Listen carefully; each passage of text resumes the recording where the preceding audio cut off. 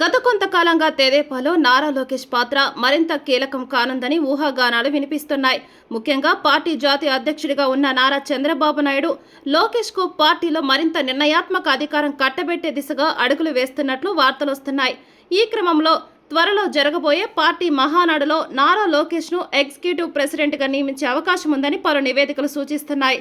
ప్రస్తుతం జాతీయ ప్రధాన కార్యదర్శిగా పార్టీ సంస్థాగత వ్యవహారాలు, యువత విభాగాన్ని పర్యవేక్షిస్తున్న లోకేష్ కు ఎగ్జిక్యూటివ్ ప్రెసిడెంట్ పదవి ఇస్తే పార్టీలో ఆయన స్థానం మరింత బలోపేతమవుతుంది. పార్టీ కార్యకలాపాలు, నిర్ణయాల రూపకల్పనలో ఆయన ప్రభావం పెరుగుతోందని విశ్లేషకులు భావిస్తున్నారు.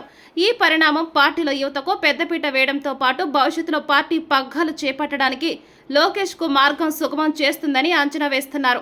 అయితే దీనిపై పార్టీ నుండి అధికారిక ప్రకటన వెలువడినప్పటికీ మహానాడు వేదికగా ఈ కీలక నిర్ణయం వెలువడే అవకాశం ఉందని రాజకీయ వర్గాల్లో విస్తృతంగా చర్చ జరుగుతోంది.